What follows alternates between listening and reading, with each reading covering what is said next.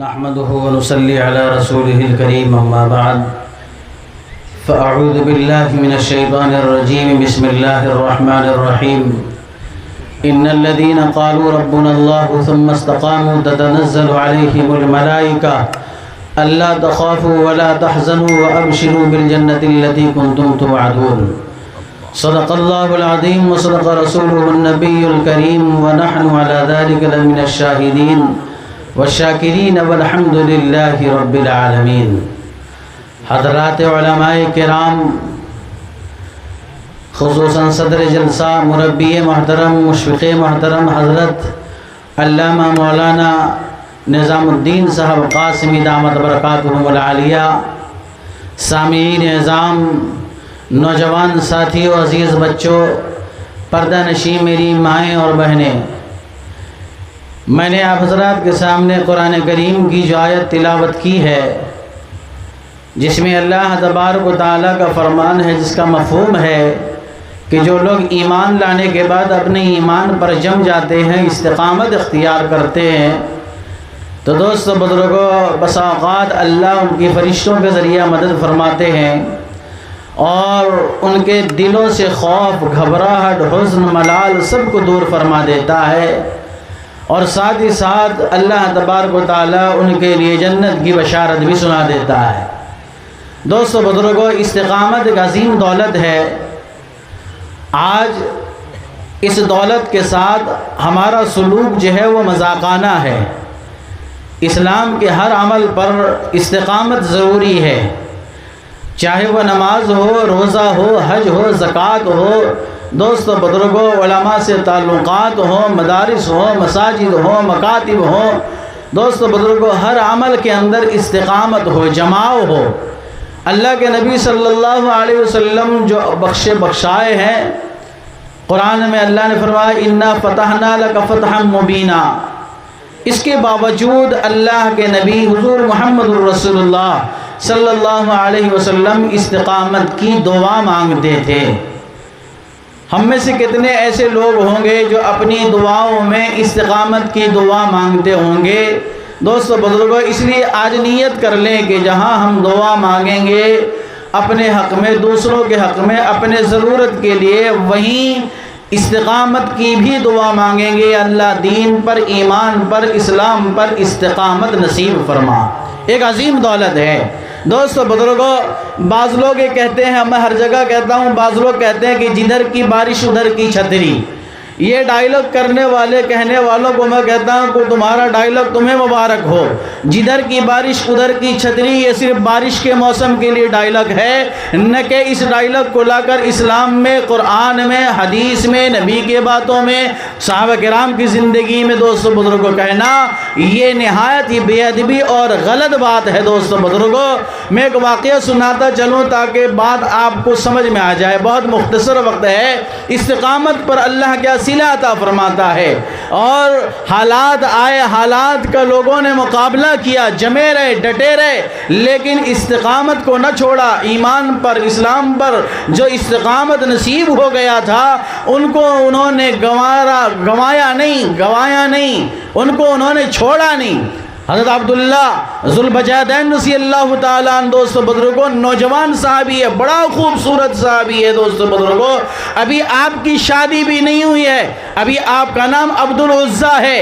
دوستو بزرگوں، روایت کے اندر آتا ہے کہ یتیم ہو گئے، باپ کا سایہ سر سے اٹھ گیا، یتیم ہے، باپ نہیں ہے، چچا ان کی کفالت کر رہا ہے، ماں حیات میں ہے۔ دوستو بزرگوں، وہ چھپ کر اللہ کے نبی صلی اللہ علیہ وسلم کے پاس پہنچ کر ایمان لے آتے ہیں۔ اللہ کے نبی ان کو کلمہ پڑھا دیتے ہیں، لا الہ الا اللہ محمد الرسول اللہ، اشہد ان لا الہ الا اللہ واشہد ان محمد الرسول اللہ۔ چھپ کر جاتے ہیں، نبی کے پاس پہنچتے ہیں، کہتے ہیں یا نبی اللہ، یا صلاۃ والسلام علیکہ یا رسول اللہ، مجھے کلمہ پڑھا دیجئے، مجھے ایمان عطا کر دیجئے، مجھے اپنا غلام بنا لیجئے۔ اللہ کے رسول صلی اللہ علیہ وسلم انہیں کلمہ پڑھا کر مسلمان بنا دیتے ہیں، واپس گھر آ جاتے ہیں۔ لیکن دوستو بزرگوں، گھر میں چونکہ ان کی ماں اور ان کا چچا وہ اسلام قبول نہیں کیے تھے، دوستو بزرگوں وہ جب نبی کے خلاف تذکرہ کرتے، گھر میں چچا تذکرہ کرتا، ماں تذکرہ کرتی، تو ان کی نظر جو ہے دوستو بزرگوں ان کے چہرے کا رنگ بدل جاتا، یہ اپنی کان کھڑی کر دیتے۔ چچا غور کرتا رہا، ایک مرتبہ، دو مرتبہ، کئی مرتبہ چچا نے غور کیا کہ جب ہم محمد کی بات کرتے ہیں عبدالعزیٰ کا چہرہ بدل جاتا ہے۔ دوستو بزرگوں ایک دن کا واقعہ ہے کہ چچا نے کہا، اے عبدالعزیٰ کیا تو نے محمد کی غلامی کو قبول کر لی؟ کیا تو محمد کا غلام بن گیا؟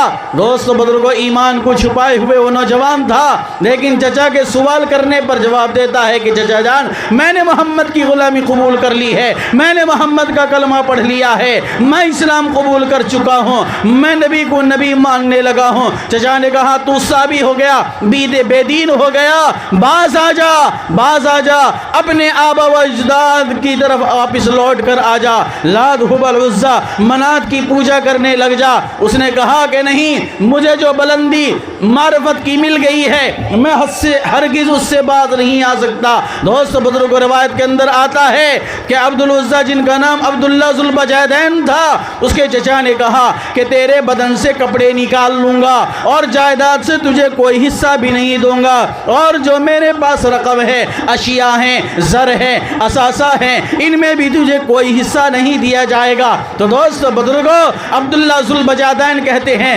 حالات آئے، کہا کہ مال چھین لیا جائے گا، انہوں نے اسلام پر استقامت کیا۔ حالات آئے دوستو بزرگوں کہ اثاثہ چھین لیا جائے گا، انہوں نے دین پر استقامت اختیار کیا۔ یہ نہیں کہا کہ جدھر کی بارش ادھر کی چھتری۔ دوستو بزرگوں بالآخر چچا نے جائیداد تو نہیں دیا، گھر سے نکالا، اور نکالا تو اس طرح نکالا کہ دوستو بزرگوں بڑا بے عزتی کر کے نکالا۔ روایت کے اندر آتا ہے کہ آپ نے جو کپڑا پہن رکھا تھا اس کپڑے کو آپ کے جسم سے اتار دیا گیا، مادر ذات ننگا کر کے عبداللہ ذو البجیدین کو گھر سے نکال دیا جاتا ہے۔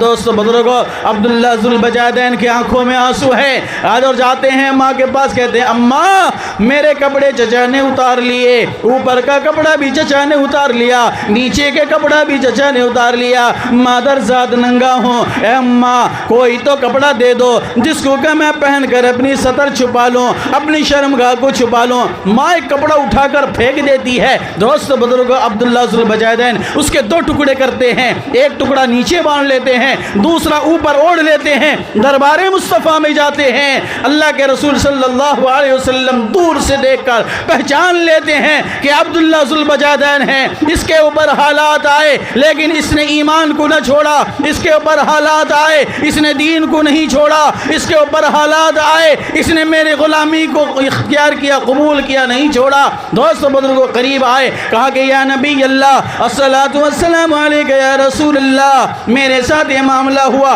پورا واقعہ سنایا۔ اللہ کے رسول صلی اللہ علیہ وسلم نے فرمایا یہ اصحاب صفہ رہتے ہیں یہاں تم جاؤ ٹھہرو، تمہارا سارا انتظام کیا جائے گا۔ وہاں ٹھہرنے لگے، اللہ کے نبی کے دین کو سیکھنے لگے، حالات کا مقابلہ کیا۔ دو مسلمانوں نوجوانوں کیا کبھی ہمارے ساتھ ایسے حالات آئے؟ نہیں آئے، پھر بھی ہمارا اسلام پر عمل نہیں، ایمان پر استقامت نہیں، نماز پر استقامت نہیں، روزوں پر استقامت نہیں، حج پر استقامت نہیں، کلمے پر استقامت نہیں۔ دوستو بزرگوں کسی بھی عمل میں ہمارا استقامت نہیں ہے، مذاقانہ رویہ ہے، اللہ ہماری حفاظت فرمائے۔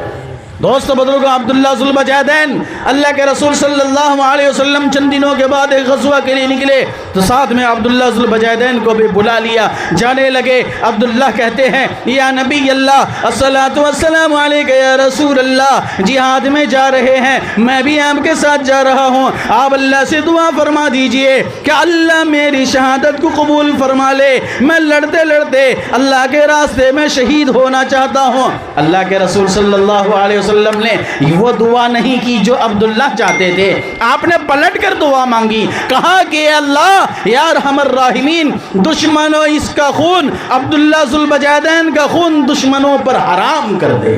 یہ شہادت چاہ رہے ہیں. اللہ کے رسول دوست بزرگوں آپ اتنی محبت کرنے لگ گئے تھے کہ ان کا کپڑا اتار دیا گیا پھر بھی یہ ایمان سے باز نہ آئے.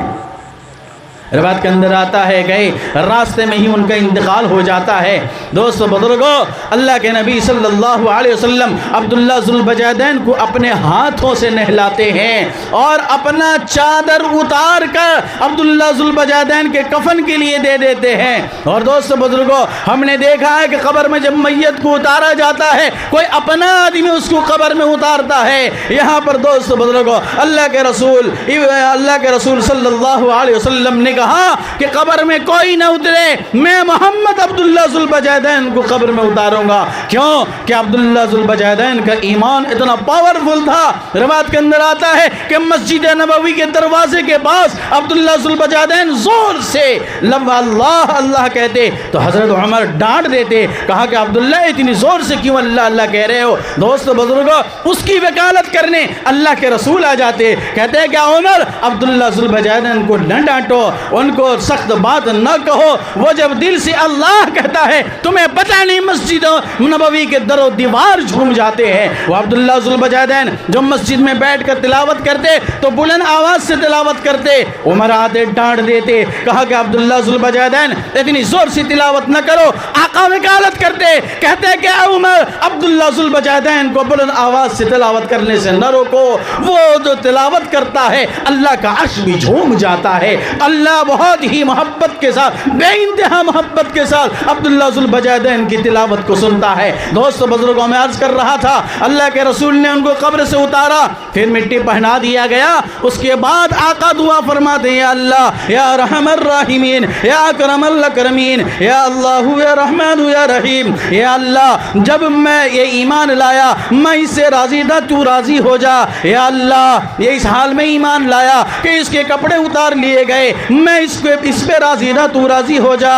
یا اللہ جب میں اس کو نہلا رہا تھا, اس کے جسم پہ پانی ڈال رہا تھا, میں اس سے راضی تھا, تو راضی ہو جا. کہا کہ جب میں کفنا رہا تھا میں اس سے راضی تھا, اللہ تو بھی راضی ہو جا. کہا کہ جب میں اس کی نماز جنازہ پڑھا رہا تھا یا اللہ میں اس سے راضی تھا, تو راضی ہو جا. کہا کہ جب میں نے قبر کے اندر اس کو اتارا, کہا کہ اللہ تب بھی میں اس سے راضی تھا, تو راضی ہو جا. یہ نعمت اس لیے ملی ہے کہ انہوں نے دین پر استقامت کیا, جمایا اپنے آپ کو. دوست بزرگوں آج ضروری ہے کہ ہم کھلواڑ نہ کریں اسلام کے ساتھ, دین کے ساتھ, شریعت کے ساتھ, ایمان کے ساتھ, جمائیں اپنے آپ کو, اتنا جمائیں کہ نماز کی پابندی ہے کرنے. دوست بزرگوں مسجدوں کو آباد کرنے والے بن جائیں. رمضان کے اندر ایک ماحول بنا تھا کہ بے شک ہم مسجدوں کو جاتے تھے, مسجدوں کو آباد کرتے تھے, نمازیوں کی تعداد میں بڑھوتری تھی, لیکن ادھر چاند نکلا شوال کا, دوست بزرگوں ایف آئی آر درج ہو گئے امام کے پاس کہ مصلی بھی غائب ہو گئے. یہ کیسا استقامت ہے, یہ اللہ کے ساتھ مذاق ہے.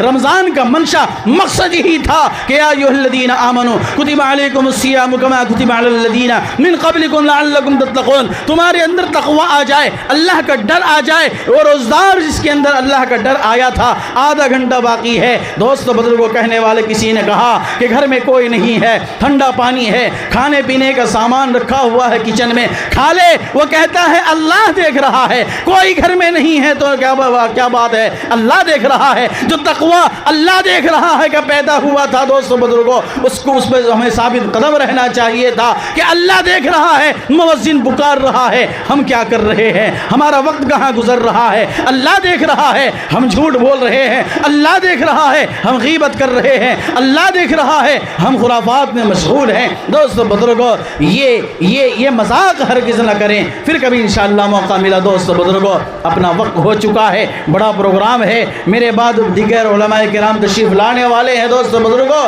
یہ چند باتیں تھی جو میں نے گوش گزار کی ہیں. دعا فرمائیں کہ اللہ کہنے والا سننے والا سب عمل کے محتاج ہیں. اللہ ہم سب کو دین پر, ایمان پر, اسلام پر استقامت عطا فرمائے.